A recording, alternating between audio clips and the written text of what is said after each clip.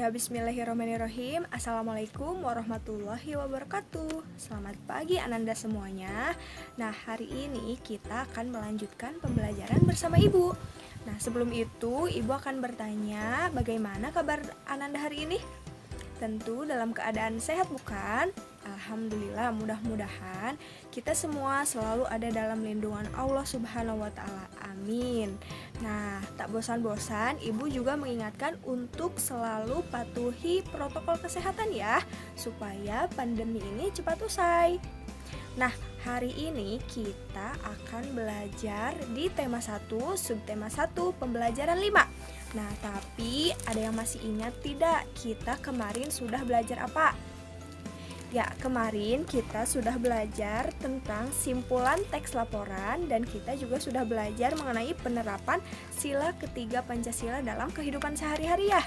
Nah, di pembelajaran 5 kali ini, Ananda semua akan belajar mengenai pemanfaatan kondisi geografis di Asia Tenggara serta alat dan bahan pembuatan karya seni patung. Wah, kegiatan pembelajaran hari ini tentu akan sangat menyenangkan. Namun, untuk menambah keberkahannya, tentu kita tidak lupa untuk berdoa terlebih dahulu. Ya, a'udzubillahi minasyaitonirrajim. Bismillahirrahmanirrahim. Raditu billahi robba wa bil islami dina wa bi Muhammadin nabiyya wa rasula. Rabbi zidni ilman warzuqni fahman birahmatika ya arhamar rahimin. Amin. Nah, mudah-mudahan ilmu yang kita pelajari hari ini bisa bermanfaat untuk kita semua ya. Nah, untuk itu simak video Ibu dan catat hal-hal pentingnya. Selamat belajar. Nah, Ananda semua masih ingat tidak ketika pembelajaran sebelumnya kita sudah mengetahui tentang kondisi geografis negara-negara di Asia Tenggara. Nah, apakah kondisi geografis tersebut berpengaruh terhadap kehidupan manusia? Kira-kira menurut Ananda semua berpengaruh atau tidak? Nah, kondisi geografis suatu negara itu sangat berpengaruh terhadap kehidupan manusia. Ya, di sini coba perhatikan bersama. Sebagian besar kawasan Asia Tenggara itu beriklim tropis dengan curah hujan tinggi dan suhu udara yang panas. Nah, hutan tropisnya kaya akan flora dan fauna. Hutan menghasilkan kayu dan rotan. Hanya Myanmar bagian utara yang beriklim subtropis. Nah, semua negara di kawasan Asia Tenggara memiliki wilayah laut. Laut banyak memberikan manfaat terkait sumber daya alamnya, yaitu seperti ikan dan hasil laut, jalur transportasi air, objek wisata, dan bahan tambang seperti minyak, gas, dan bumi. Nah, selain itu, coba kalian juga perhatikan ke sekeliling kalian. Nah, kondisi geografis Indonesia kan ada yang pegunungan, ya, ada yang ladang sawahnya juga luas. Nah, itu merupakan salah satu kondisi geografis yang mempengaruhi terhadap kehidupan manusia. Jadi, Indonesia itu komoditas terbanyaknya itu juga dalam hal padi, kelapa sawit, ya, tebu, kopi, kakao, teh, karet, dan tembakau. Nah, di bidang perikanannya juga antara lain ikan cakalang, kepiting, tuna, udang, tongkol, ya, dan rumput laut. Nah, beberapa wilayah memiliki potensi hasil tambang juga seperti minyak, gas bumi, batu bara, tembaga, emas, dan perak. Wah, Indonesia itu sangat kaya akan sumber daya alam ya. Nah, untuk itu kondisi geografis Indonesia yang Masya Allah luar biasa sekali itu menjadikan Indonesia memiliki berbagai komoditas utama ya. Nah, selain Indonesia, negara-negara tetangga di Asia Tenggara juga memiliki komoditas sesuai dengan kondisi geografisnya, seperti misalnya Brunei Darussalam. Nah, Brunei Darussalam juga kaya akan barang tambang. Ya, salah satunya adalah minyak bumi. Nah, sebagian besar penduduknya bekerja sebagai penambang minyak bumi. minyak bumi dan gas alam merupakan sumber pendapatan terbesar di Brunei Darussalam. Nah, selain Indonesia, Brunei Darussalam, yang ketiga ada Malaysia.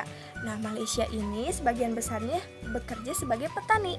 Komoditas utama pertaniannya itu antara lain karet, kelapa sawit, lada, teh, padi, dan kopra. Nah, penduduk lain bekerja di bidang pertambangan, perindustrian, dan perdagangan.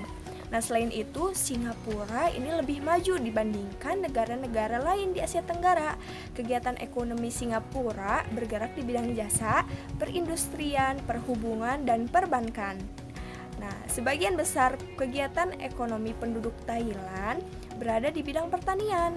Padi merupakan komoditas utama Thailand.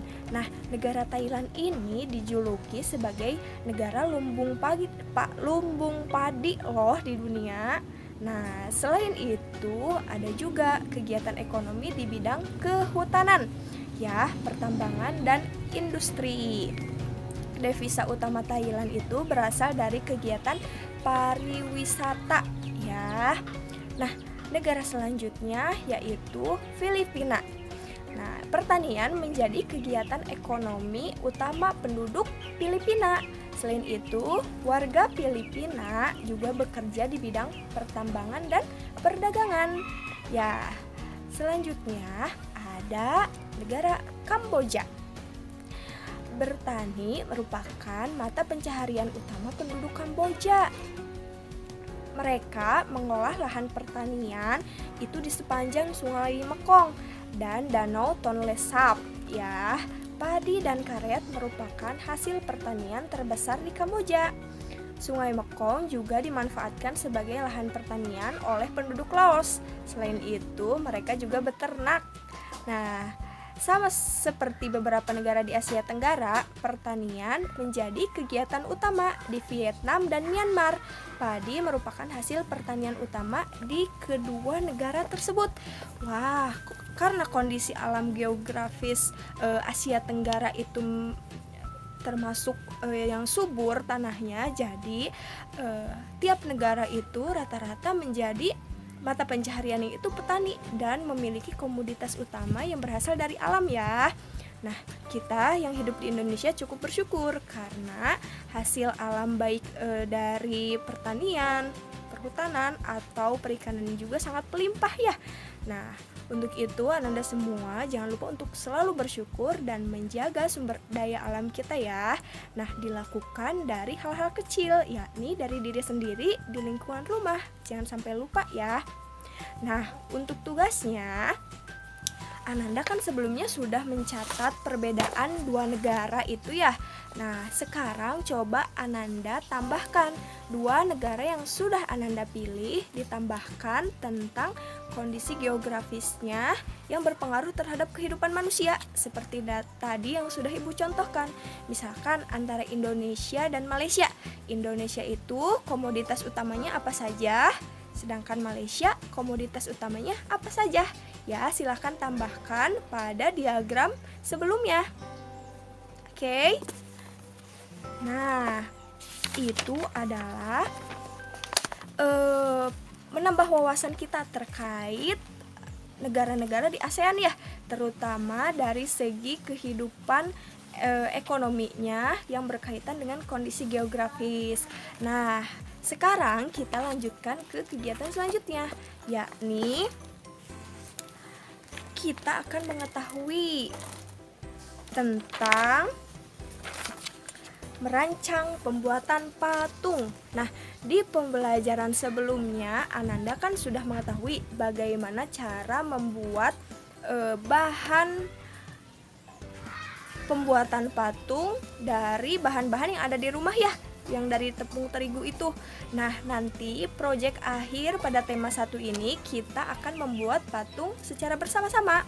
Nah, otomatis untuk membuat patung kita harus mengetahui alat dan bahannya terlebih dahulu, ya. Nah, perancang patung itu bagaimana? Nah, itu kan pertanyaannya.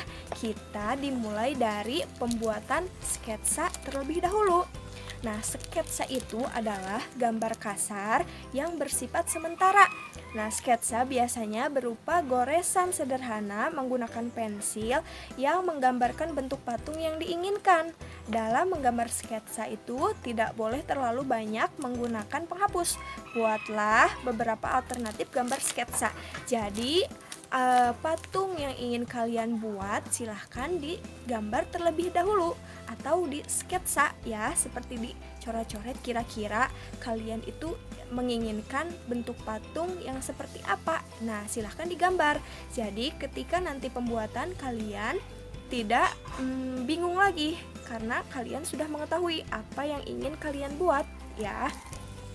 Nah, setelah dibuat sketsanya, misalkan ibu berencana merancang patung itu berbentuk ayam, misalkan ya. Nah, ibu akan mensketsa gambar ayam terlebih dahulu. Seperti bentuk kepalanya, bentuk kakinya, bentuk sayapnya digambar terlebih dahulu. Seperti itu. Nah, langkah kedua yakni memilih alat dan bahan. Nah, pada pembelajaran sebelumnya, Ananda semua kan sudah mengetahui bahan-bahan ya untuk membuat patung. Ada bahan lunak dan bahan keras. Nah, bahan lunak itu meliputi seperti tanah liat, lilin, plastisin, gips, dan semen. Sedangkan bahan keras itu yakni kayu, batu, dan marmer. Nah, carilah bahan yang mudah diperoleh di sekitar lingkunganmu. Nah, setelah ibu membuat sketsa, misalkan ibu membuat sketsa ayam.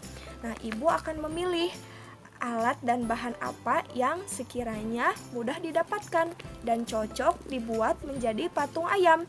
Misalkan karena ibu di sekitar ibu itu banyak tanah liat, ibu akan memilih bahan lunak, yakni tanah liat, seperti itu. Nah, selanjutnya setelah memilih alat dan bahan, langkah ketiga yakni memilih teknik pembuatan. Nah, setelah memilih bahan yang dipakai untuk membuat patung, tentukan pula teknik pembuatan yang akan digunakan. Teknik pembuatan disesuaikan dengan bahan yang digunakan.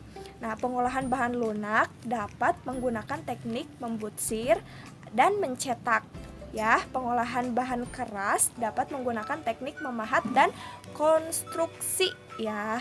Nah, tadi kan ibu sudah memilih sketsa bergambar ayam. Ibu juga sudah memilih bahannya itu menggunakan tanah liat. Nah, di langkah ketiga ibu harus menentukan teknik apa yang digunakan.